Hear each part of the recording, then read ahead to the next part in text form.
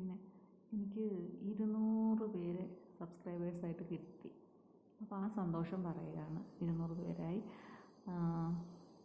ഇനിയും കിടപ്പുണ്ട് 800, അങ്ങനെ 1000 ആകുന്നതാണ് ഒരു വിജയം. വിജയത്തിൻ്റെ ഒരു ചവിട്ടുപടി എന്ന് പറയുന്നത് 1000 എന്നുള്ളതാണ്. ഇനി ആരുടെയൊക്കെ മനസ്സിൽ തോന്നുമോ എന്തോ. വ്യൂസൊക്കെ കുറേ കാണുന്നുണ്ട്, പക്ഷേ സബ്സ്ക്രൈബ് ചെയ്യുന്നവരുടെ എണ്ണം വളരെ കുറവാണ്. എന്താണാവോ? എന്തായാലും ആയിക്കോട്ടെ. അപ്പം ഞാൻ കഴിഞ്ഞ ദിവസം ഈ ഹോബീസിനെ കുറിച്ച് പറഞ്ഞായിരുന്നു. അപ്പോൾ നമ്മുടെ സ്ഥിരം കമൻറ്റ് ചെയ്യുന്ന ചേട്ടൻ പറഞ്ഞ് ഇപ്പോൾ എല്ലാവരും ഫോണിലൊക്കെയാണ്. അപ്പം ഞാനിങ്ങനെ ഈ ഹോബീസിൽ പുസ്തകത്തെക്കുറിച്ച് പറയാനെന്ന് കാരണം വെച്ചാൽ, എൻ്റെ ഒരമ്മാവൻ്റെ മകൻ, അവൻ ബിടെക്ക് കഴിഞ്ഞപ്പം LD ക്ലർക്കാണ്. അപ്പം മിക്കവാറും പുതിയ പുതിയ പുസ്തകങ്ങൾ ഇറങ്ങുമ്പോഴത്തേക്കും അവൻ സ്റ്റാറ്റസ് ഇടും. അപ്പം കഴിഞ്ഞ ദിവസവും ഞാനൊന്ന് കണ്ട് വാങ്ങിച്ചതാണ്. അത്യാവശ്യം കുറച്ച് പുസ്തകങ്ങളൊക്കെ എൻ്റെ കയ്യിലുണ്ട്. അതുകൊണ്ടാണ് ഇപ്പോഴും പുസ്തകം വായന ആളുകൾക്കിടയിലുണ്ട് എന്നിട്ടുള്ളത്. പിന്നെ കൂടുതലും ഫോണാണ്. പുസ്തകം വായിക്കുമ്പോൾ കിട്ടുന്ന ആ ഒരു പ്രത്യേക സുഖം, ആ ഒരു വായിച്ചെടുക്കുന്നതിൻ്റെ അതൊരിക്കലും മറ്റൊന്നിലൂടെയും കിട്ടും എന്ന് എനിക്ക് പൂർണ്ണമായിട്ടും തോന്നുന്നില്ല. കാരണം എന്ന് പറഞ്ഞു കഴിഞ്ഞാൽ, നമ്മളിപ്പം പുസ്തകം നമ്മുടെ കയ്യിൽ കിട്ടുന്നു, അതിലെഴുതി വച്ചിരിക്കുന്ന അക്ഷരങ്ങളെല്ലാം ഒരേപോലുള്ളതാണ് അല്ലേ? അക്ഷരങ്ങൾ പാരഗ്രാഫുകളൊക്കെ ആയിട്ട് തിരിച്ച് കറക്റ്റായിട്ടാണ് പോകുന്നത്. പക്ഷെ ഇത് തന്നെ നമ്മൾ ഫോണിലോ ടാബിലോ കമ്പ്യൂട്ടറിലോ ഒക്കെ വായിക്കുമ്പോൾ നമ്മുടെ ഇഷ്ടാനുസരണം ഈ അക്ഷരങ്ങളെ വലുതാക്കി എടുക്കണം.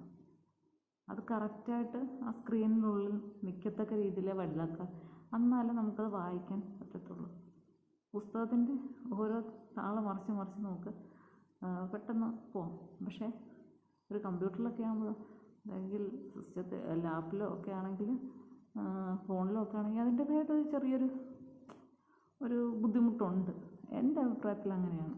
പക്ഷെ പുസ്തകത്തിൻ്റെ അത്രയും എളുപ്പത്തിൽ നമുക്ക് വായിക്കാൻ ഒരിക്കലും നെറ്റ് വഴി നമുക്ക് പറ്റുകയില്ല. അതാണ് എനിക്ക് തോന്നിയിട്ടുള്ള ഇത്.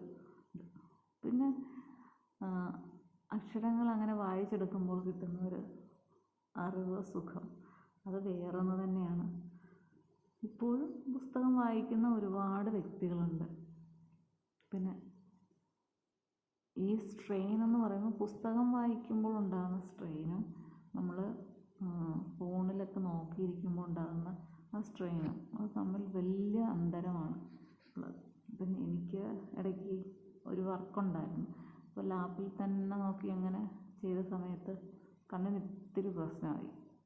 വരുന്നില്ല, കുറച്ച് നേരം നോക്കി കഴിയുമ്പോൾ പിന്നെ കണ്ണിൽ നിന്ന് വെള്ളം വരുന്ന ഒരു ബുദ്ധിമുട്ടും ഒക്കെ ഉണ്ടായിരുന്നു.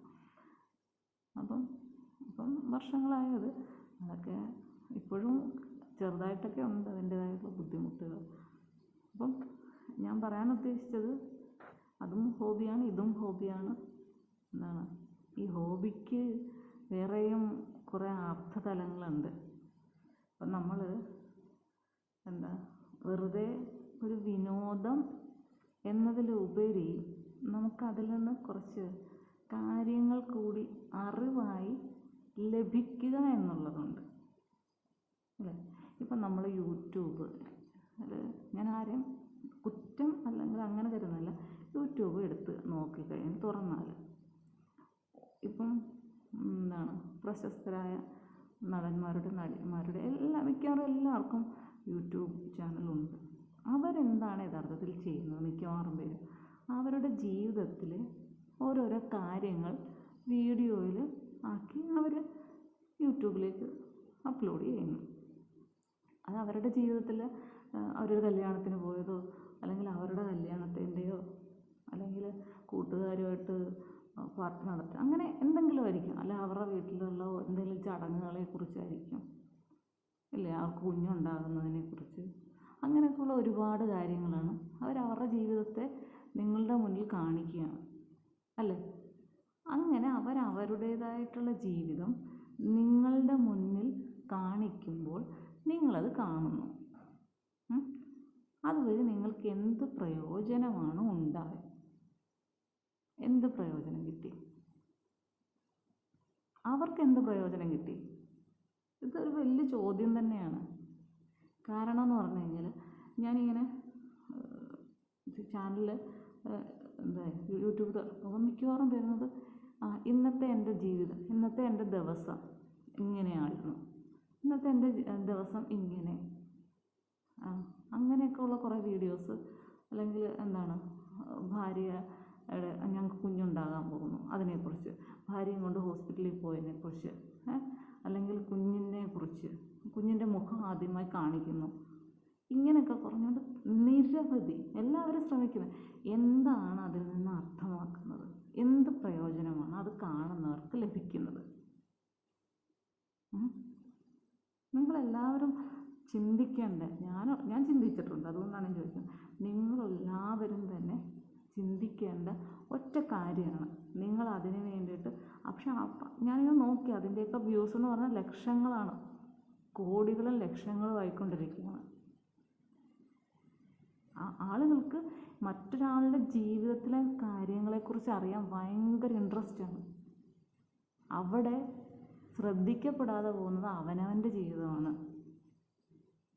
സത്യമല്ലേ ഞാൻ പറയുന്നത്? അപ്പം ഞാൻ എൻ്റെ ജീവിതത്തിലെ കുറേ കാര്യങ്ങൾ, എൻ്റെ ജീവിതം ഇന്ന് ഇങ്ങനെയായിരുന്നു, അങ്ങനെയായിരുന്നു, എൻ്റെ ജീവിതത്തിൽ അത് സംഭവിച്ചു, ഞങ്ങളിന്ന് അങ്ങനെ ചെയ്തു, ഞങ്ങളിങ്ങനെ ചെയ്തു എന്നൊക്കെ പറയുന്നതിൽ എന്തെങ്കിലും ഒരു കഴമ്പുണ്ടെന്ന് എനിക്ക് തോന്നുന്നില്ല.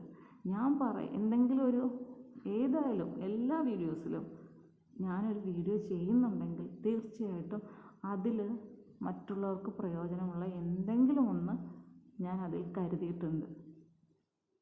ഞാൻ ഓരോ ദിവസവും നന്നായിട്ട് ആലോചിക്കും, ഞാനൊരു വീഡിയോ ചെയ്താൽ അത് ഏതെങ്കിലും വിധത്തിൽ മറ്റുള്ളവർക്ക് ഒരു പ്രയോജനമാകുമോ എന്ന് ചിന്തിച്ചതിന് ശേഷമേ ആ വിഷയം ഞാൻ തിരഞ്ഞെടുക്കുകയുള്ളൂ. അപ്പം നമുക്കൊരു കാര്യം പ്രയോജനപ്പെടുമെന്നുണ്ടെങ്കിൽ അതിന് വേണ്ടിയിട്ട് സമയം കളയുന്നതാണ് നല്ലത്, അല്ലേ? പിന്നെ ഓരോരുത്തരും അവരുടെ വിശേഷങ്ങൾ പങ്കുവയ്ക്കുമ്പോൾ നമ്മളത് നോക്കിയിരിക്കുക. അതിൽ നിന്ന് നമുക്കൊന്നും കിട്ടുന്നില്ലെങ്കിൽ അത് നമ്മുടെ വേസ്റ്റ് ടൈമാണ്, നമ്മുടെ സമയം വെറുതെ വേസ്റ്റാക്കി കളയാനുള്ളതാണ്. അതുകൊണ്ടാണ് ഞാൻ പറഞ്ഞത് സിനിമ അതൊരിക്കലും ഞാനതിനെ തള്ളിപ്പറയാം. കാരണം സിനിമയിൽ കുറേ കാര്യങ്ങൾ പറയുന്നുണ്ട്, അതിനെ മനസ്സിലാക്കേണ്ട രീതിയിൽ മനസ്സിലാക്കി എടുക്കണം എന്നുള്ളതേ ഉള്ളൂ.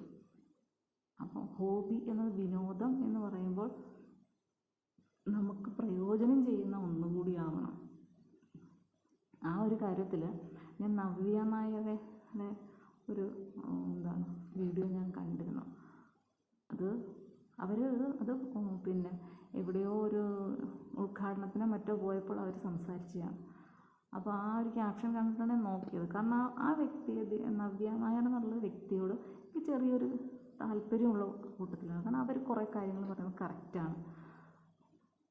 അപ്പോൾ അതിൽ ഞാൻ കണ്ടതെന്ന് വെച്ചാൽ ഇപ്പോഴത്തെ തലമുറ വെറുതെ ഫോണിൽ ഇങ്ങനെ നീക്കി മണിക്കൂറുകളോളം ഓരോന്നും കണ്ട് സമയം കളയുകയാണ്. വെറുതെ സമയം വേസ്റ്റാക്കുകയാണ്. അവർക്ക് ഒരു പ്രയോജനം അതിൽ നിന്ന് കിട്ടുന്നില്ല.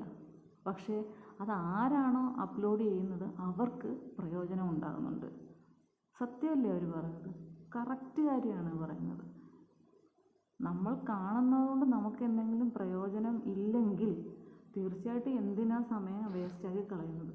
അതൊരു വിനോദമല്ല. കാണുന്ന കണ്ണിനും കുഴപ്പം, നിങ്ങളുടെ സമയവും വേസ്റ്റ്. നേരെ മറിച്ച് നമുക്ക് എന്തെങ്കിലും ഒരു പ്രയോജനം കിട്ടണം. ഇപ്പം കുക്കിങ്ങിൻ്റെ വീഡിയോസ് അതൊക്കെ നമുക്ക് ചില സമയത്ത് നമുക്ക് പെട്ടെന്നൊരു ആഹാരം ഉണ്ടാക്കുന്നത്, അല്ലെങ്കിൽ വീട്ടിൽ കുട്ടികൾക്ക് ഉണ്ടാക്കി കൊടുക്കാനൊക്കെ വേണ്ടിയിട്ട് നമ്മളത് കാണുന്നതിലൊന്നും ഒരു തെറ്റുമില്ല. ഇപ്പം ഓരോ സ്ഥലങ്ങളെക്കുറിച്ച് നമുക്ക് നേരിട്ട് പോയി കാണാൻ പറ്റുന്നില്ല, പക്ഷേ ആ സ്ഥലങ്ങൾ നമുക്ക് യൂട്യൂബിലൂടെ അവർ പറഞ്ഞു തരുമ്പോൾ ആ നാടിനെക്കുറിച്ചും ആ നാട്ടിലെ സംസ്കാരത്തെക്കുറിച്ചും എല്ലാം തന്നെ നമുക്കറിയാൻ പറ്റുകയാണ്. അതൊക്കെ അറിവാണ്, അല്ലേ? അതൊക്കെ ഞാൻ അംഗീകരിക്കുന്നു.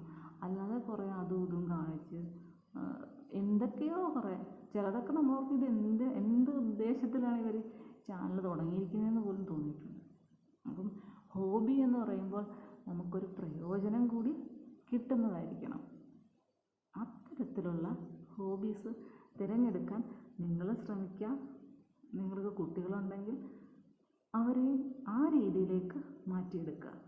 കാരണം പ്രയോജനപ്പെടാത്ത ഒന്ന് നമ്മുടെ ജീവിതത്തിലേക്ക് കയറി വന്നു കഴിഞ്ഞാൽ അത് ആസ്വദിക്കുക, ജസ്റ്റ് ആസ്വദിക്കാൻ മാത്രമേ കഴിയുള്ളൂ, വെറുതെ കണ്ടുപോകാമേ ഉള്ളൂ.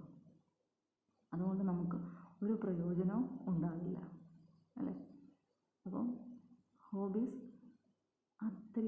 അത്തരത്തിലുള്ള ഹോബീസുകൾ കണ്ടെത്തുക. ഓക്കെ, അപ്പോൾ ലൈക്ക്, ഷെയർ, കമൻറ്റ്, സബ്സ്ക്രൈബ് മറക്കല്ലേ.